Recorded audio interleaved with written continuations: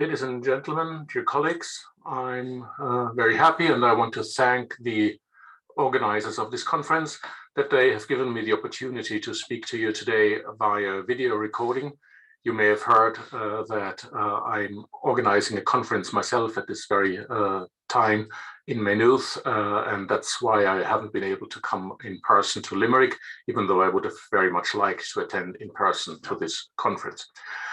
I'm going to speak today about a text which I call Acaldam agus Oiséni, the conversation of Zīnd and Oiséni. And I'm going to start with a very brief introduction to the very basic stuff, the manuscript and the stemma, and then I'm going to turn towards questions of the language of the text. So first of all, the tale has no title in its manuscripts, so we do not know what it was called in medieval Irish literature. It has hitherto been called The Quarrel Between Finn and Oiséni by Cunamaia in his edition, but for various reasons this is not a very fortunate title, not least because the two protagonists are not called Finn and Oiséni in the text, but rather Zīnd and Oiséni. And for these reasons, I've now called it Acaldam agus Oiséni in a pseudo Old Irish or in an artificial Old Irish title, The Conversation of Zīnd and Oiséni.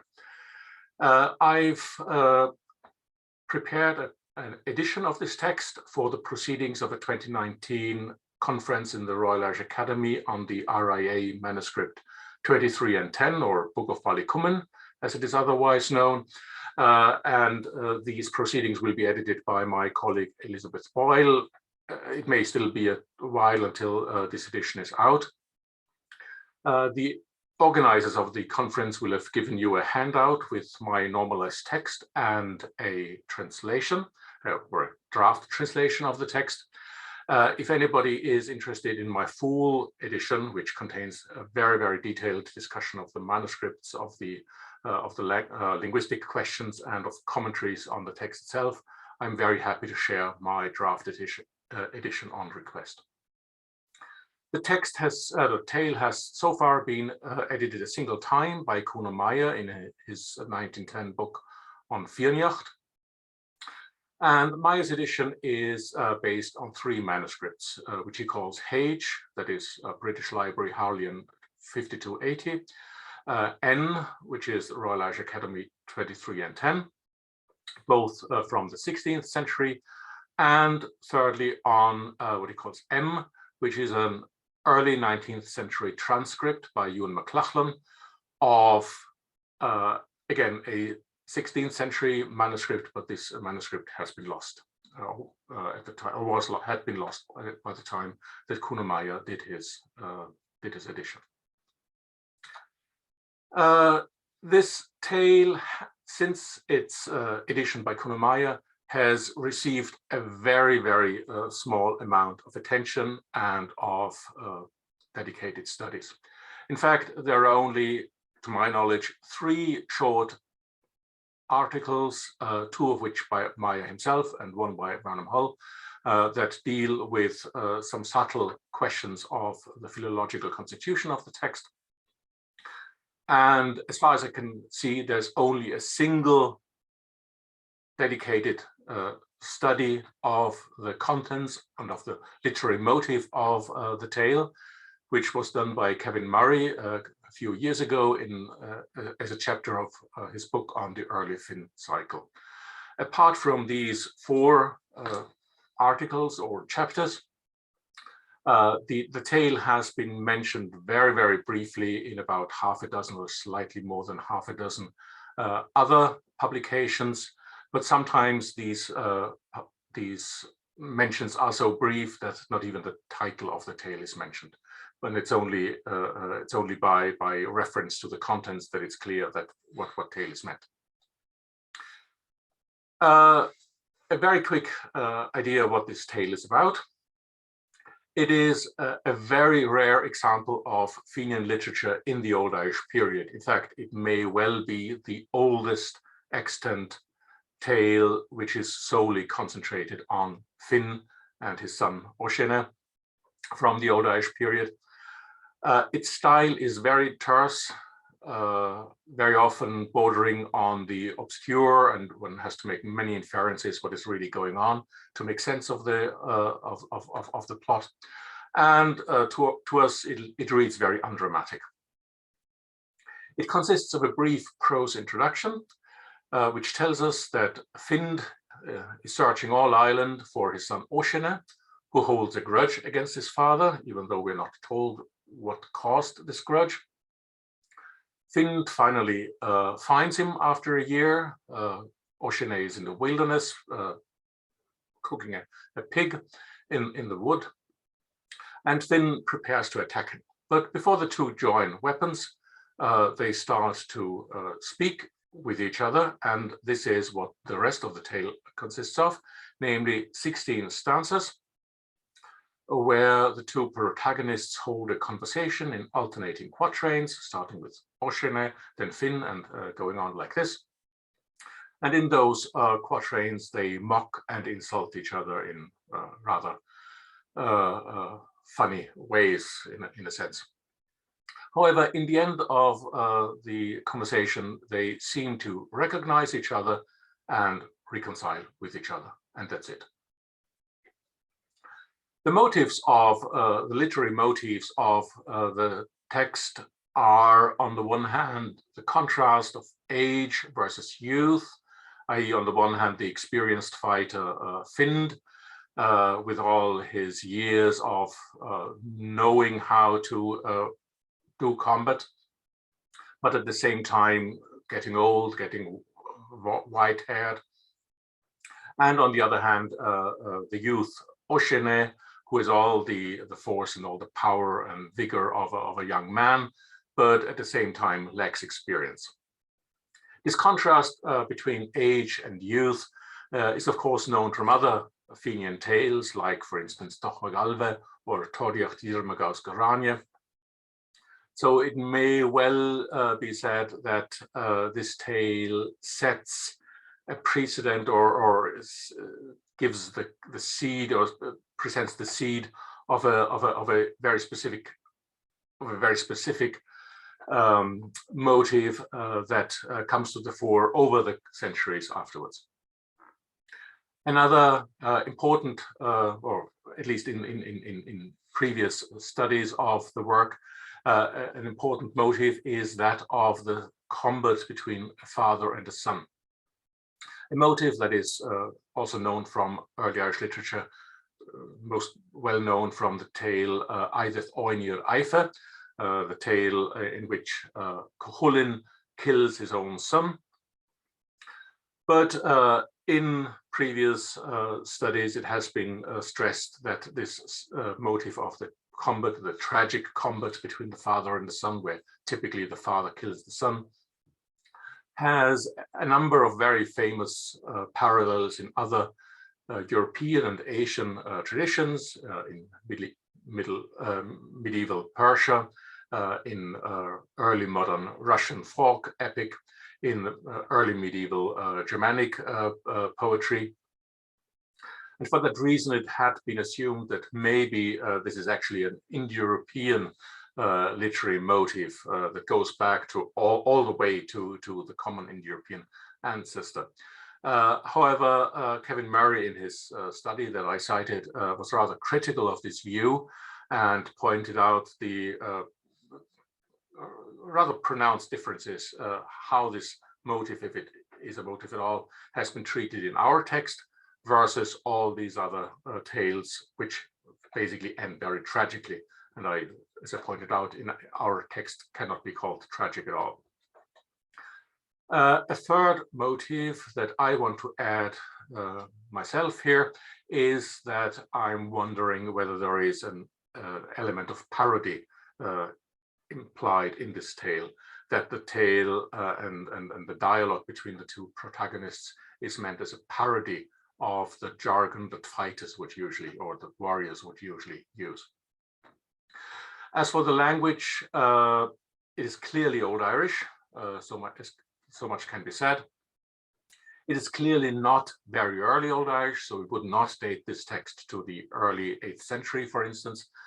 but people have been uncertain about the more precise dating, and they're usually wavering between the late 8th century or the early 9th century. And in fact, I cannot add anything decisive to this myself. This has in fact to do with the very type of register that is used in the text, which makes it very hard to distinguish what is meant to be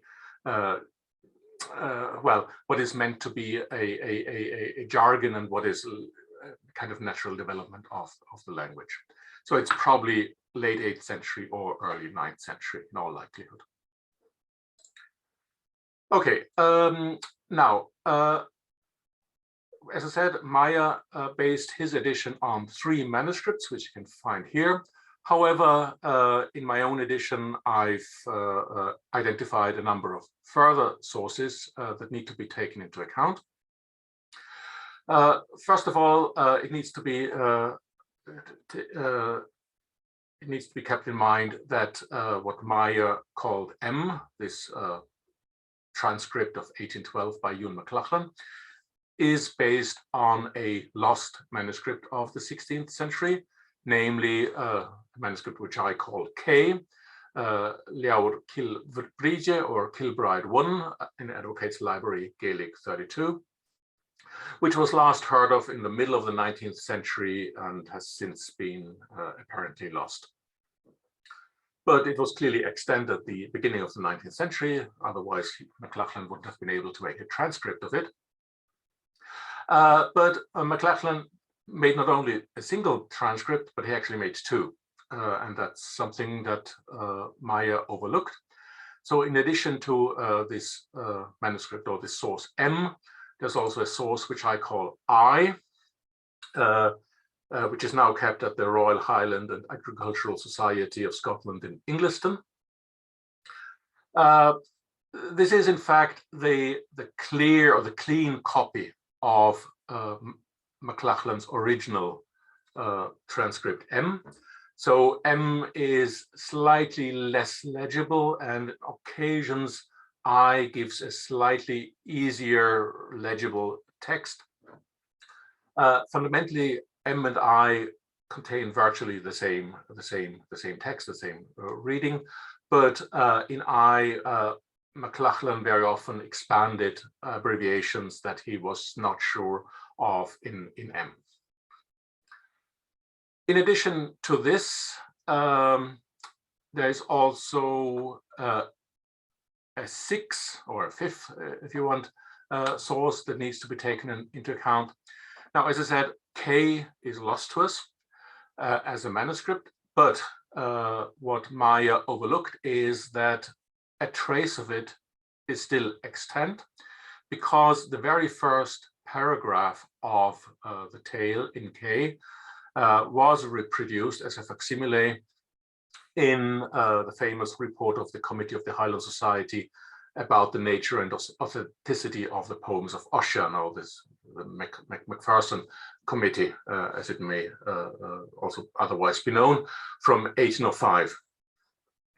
And this facsimile gives us the opportunity to actually compare the way how MacLachlan went about in doing his transcript. And as it turns out, he sometimes interpreted what he found in the manuscript. Sometimes he did not understand what he found in the manuscript and expanded it wrongly.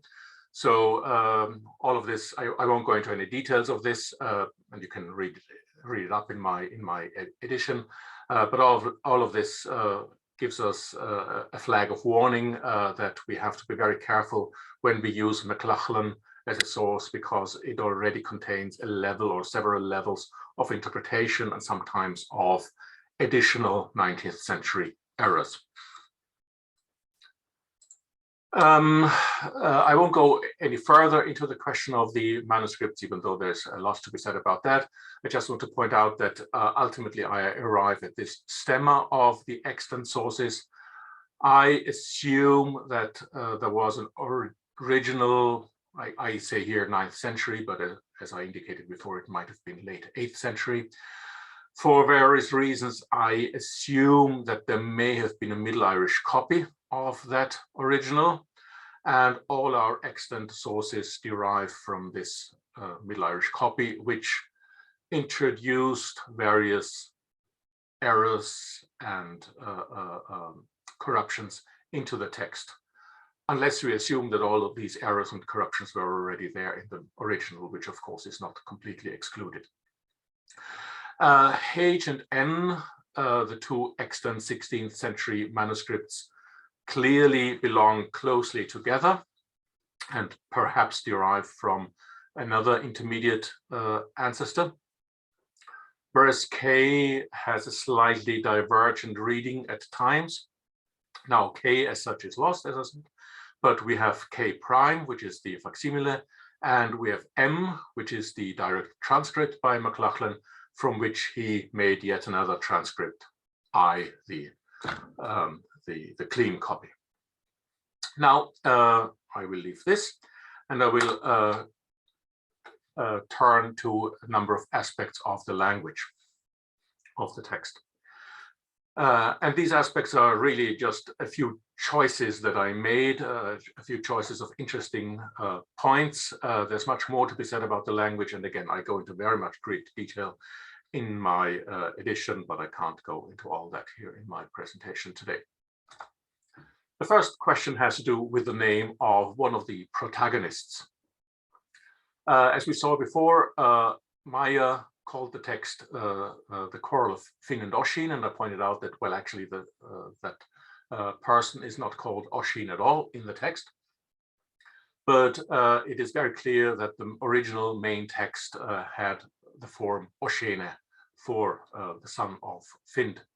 The form Oiséni does occur in some of the manuscripts, but only in what are clearly secondary stage directions in the section where the two protagonists hold a conversation. And these stage directions were most likely added by the 16th century scribes. So the form Oiséni there just reflects their 16th century knowledge of the Fenian tradition. This name Oiséni that I reconstruct for the text, for the original text, accords very well with what we know about diminutive names in Old Irish. I did a search of names with various suffixes "ene, ein, ine, in the Annals of Ulster. And my colleague Fang Jichu, or my former colleague Fang Jichu in the Chronic project, produced this very neat graph here, this illustration of the distribution. And what this distribution neatly shows us is that here the yellow line represents the form enya, which I say we have in the form Oiséni as well. And you can see that names with the suffix enya are absolutely dominant in the early Old Irish and even in the late Old Irish period. Apart from that, over the Old Irish period, the variant in ein, without the final vowel, occurs, and the two basically hold the field up until the end of the Old Irish period. Whereas names in in or inya are extremely rare. If you look up here, the very first native Irish name in inya in the Annals of Ulster occurs only in the year 870, and the next instance of a native Irish name in inya is only 80 years later, in the middle of the 10th century, Scothina. And it's only in the later Middle Irish period that names in inya or short in in start to occur in Irish at all. Here in the graph, you can see a few little bumps earlier in the period that represent names in in, but these names in in are only British names. They are only the names Alpine and Elfine, borrowed from Latin alpinus. So names with the suffix in the early period are actually only foreign foreign names. And that's actually my contention that the suffix "-in" is actually a very late borrowing into Irish in the first place. The other thing that can be said about Oiséni is where the name comes from in the first place. Traditionally, it is, or Oisin for that matter. Traditionally, Oisin is regarded as a diminutive formation from the word os, which means the animal deer, but originally must have meant a bovine animal, was then transferred to the wild animal deer. However, there are certain phonological problems associated with that derivation, because if we take the etymological elements for the word os and for the suffix "ene" or "ine" or whatnot, we come to a reconstruction "uchsigno," which should not give Oiséni at all in Irish. It should rather result in the name Uiscine with a U. So I have the strong suspicion that Oiséni might not be an original Irish name in the first place. Now, there are some ways to get around the question with the U and the O, and it is conceivable maybe that it was analogically influenced by the word os. However, even if that were the case, it couldn't be a very old name in the Irish tradition. It would have been formed at a very late stage. However, I'm wondering whether Oiséni might in fact be a loan from English. There is the Old English king Oswine, son of Osric, king of Deira, who died in 651. And in fact, the death of this king, Oiséni mac Oisír, as it's called in Irish, is the very first occurrence of the name Oiséni in the Annals of Ulster. So I'm wondering whether Oiséni might actually be a Gaelicization of an English name, implying also a folk etymology relating it with the word os, deer. As we can also see from those quotations from the Annals of Ulster, up to the beginning of the 11th century, the name is exclusively attested in the form Oiséni, never with an I, so never Oisin or Oisina. Okay, a very different question is that of the use of language in the text. And one interesting aspect is the way how potentiality is expressed in the text. Potentiality is what we in English express through the use of words like can or to be able to. Such expressions occur 3 times in the text, but there's a very interesting distribution in how this is expressed by the 2 protagonists of the tale. The first occurrence is in a stanza by Oiséni, who says, Nikon kuvung ar. In English, this translates literally as, he cannot slaughter. Now, this doesn't really sound like English in this translation, and I did it on purpose. But the problem is, even in Old Irish, it doesn't sound right. Okay. What Oiséni obviously wants to say is he's not able to do slaughter. He's not able to slaughter. But the way how Oiséni expresses it is by the use of the verb conig. In the immediately following stanza, Find uses 3 examples of potential verbs, and he does it always in the correct Old Irish way by using the augment ro in its potential meaning to make this construction. So he's rogon, rogonar, rodav. He can wound, he can be wounded, death can yield to him. And one gets the impression that this very pronounced sequence of 3 potential verbal forms augmented with ro immediately after this rather clumsy expression by Oiséni is almost like showing off by Find that he's able to do it the correct Old Irish way, whereas Oiséni is using something which resembles more a Middle Irish or a Modern Irish way of saying things. Now, interestingly enough, again in the immediately following stanza, Oiséni picks up on one of those 3 forms that Finn produced, namely rogonar, but rogonar in the mouth of Oiséni is not a potential form, but it is ro in its resultative or its retrospective meaning, i.e., referring to a antecedent action, has been wounded. So there's no potential aspect to the verb in Oiséni's speech at all. And further down in the text in stanza 12, Oiséni uses yet another potential verb, or a potential construction rather. Ni federt na shenchosa, the old feet cannot.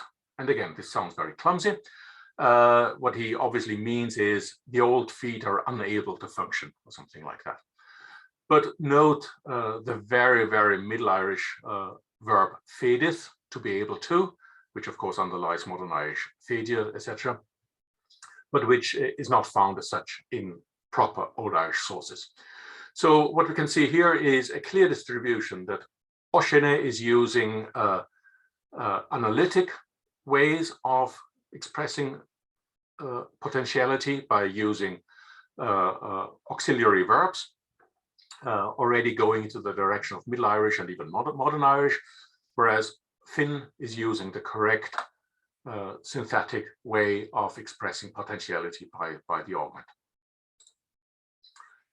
A very intricate problem, and one which I will just mention very briefly, is that of gender and fluency of gender in the text. What can be noticed specifically in verbs, in nouns that refer to warriors, is that the speakers, and again specifically Oiséni, get the gender wrong.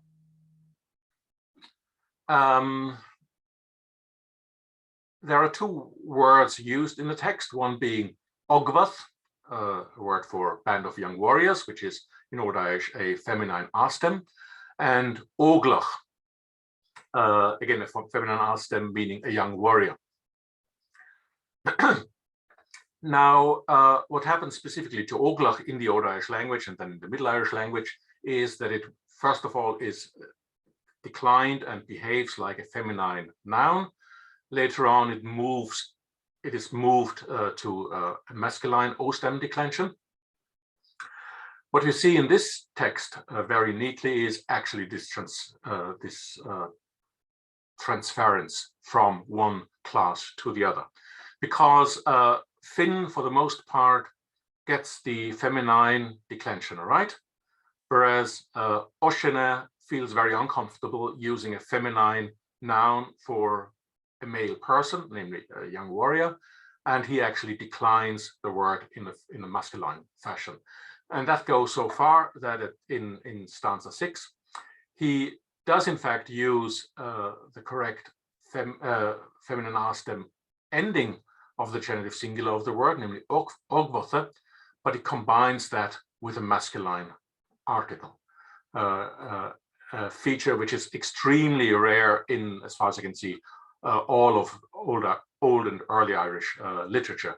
I found just a few parallels for that in the inflection of the word caird, craftsman, or originally craft, which again was a feminine astem originally, but which is sometimes inflected as if it were a masculine noun with a masculine article, and this is the other parallel for that. Very quickly about well, what I would call mistakes in the text. There are a number of minor deviations from Old Irish language usage. That's number one at the top of the screen here. But these are potentially due to the transmission, and they may have actually crept in during the Middle Irish node in the transmission that I've postulated. So I won't say anything about that. However, there are much more remarkable deviations that by all accounts must be original to the text, because sometimes they are metrically secured by a rhyme or by syllable count, etc. So this is on the one hand the fluctuation in the gender that I just talked about, and there are actually other examples for that as well in the text. There's the non-agreement of the copula with subject and comparative constructions, which looks rather modern Irish rather than Old Irish in its syntax. There's variation in the construction of temporal clauses. So the conjunction o, which means when or after, can be used with nasalizing relative clause in the text, or can be used without. And again, the distribution is exactly according to speaker.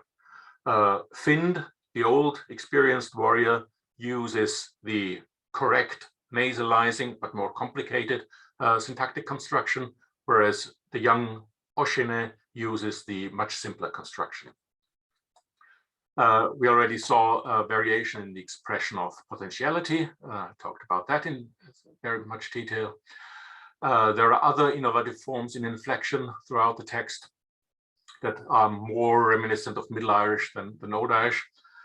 And in a much wider topic, there's much more what I would suspect to be technical jargon of warriors. This is not a mistake as such, but it is something which is rather unusual because it usually finds no expression in our written sources of Old Irish. So in all of these aspects, the text really stands out from the corpus of early Irish literature.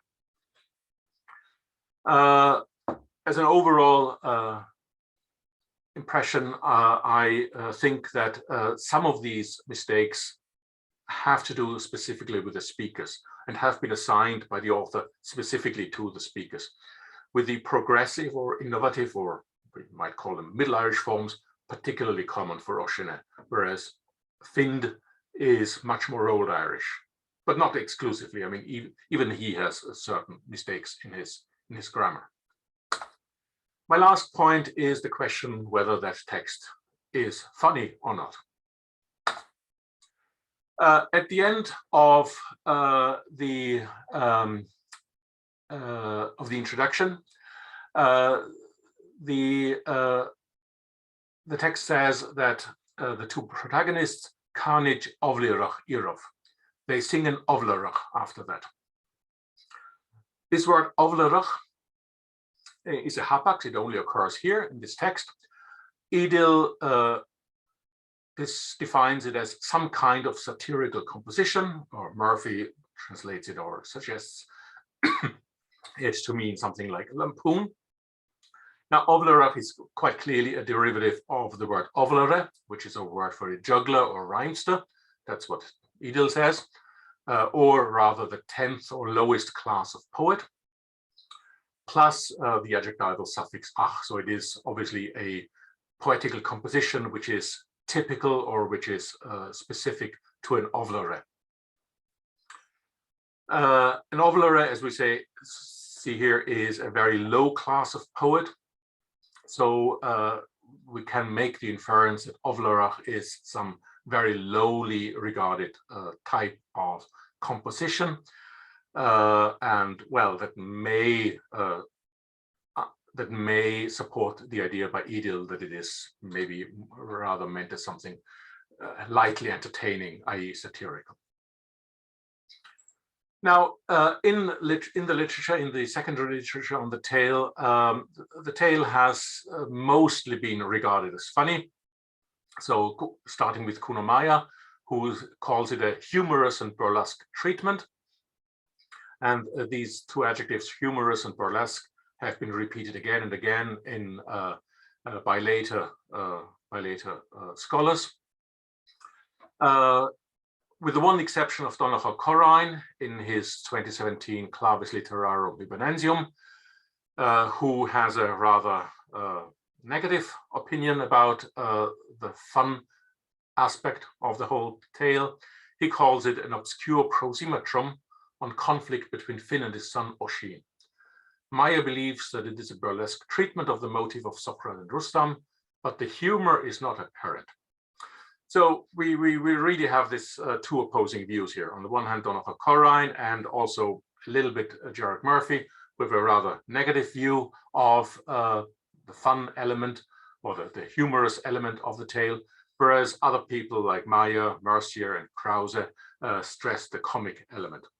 So the question asks itself, is it funny or is it not funny?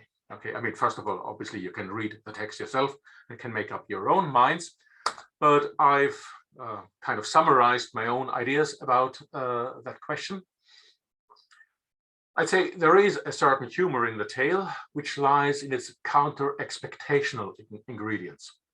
First of all, the first thing that is counter-expectational is the scenario. Zīind is pitted against his own son, Oiséni, which you wouldn't expect in the first place. And secondly, they don't recognize each other, which is a kind of a burlesque scenario, that the son doesn't recognize his father and the father doesn't recognize his son, even though they've spent all of their lives together. As for the plot, counter-expectational element is that the combat between the two warriors is not carried out with weapons, but as a boasting contest that is at odds with their status as famous fighters. They usually don't have, it's not necessary for them usually to resort to just boasting. Usually they just use their weapons and their prowess to overcome an opponent. And thirdly, the third counter-expectational aspect is the language or the register of the whole dialogue, which, as I wanted to, which I've tried to show to you, deviates from standard Old Irish written usage, and which I suspect parodies the professional jargon of fighters by using constructions which, well, let's call it an educated Old Irish user would not use as such. Now, all of that, I mean, that's what I've tried to express by those emoji. All of that is not particularly exciting for us nowadays. And the reason for that is that none of this clashes with expectations that we bring to an early Irish text. So as a very brief summary of the question of is it funny or not, I may say it was probably funny once, but it is funny no more. Thank you very much.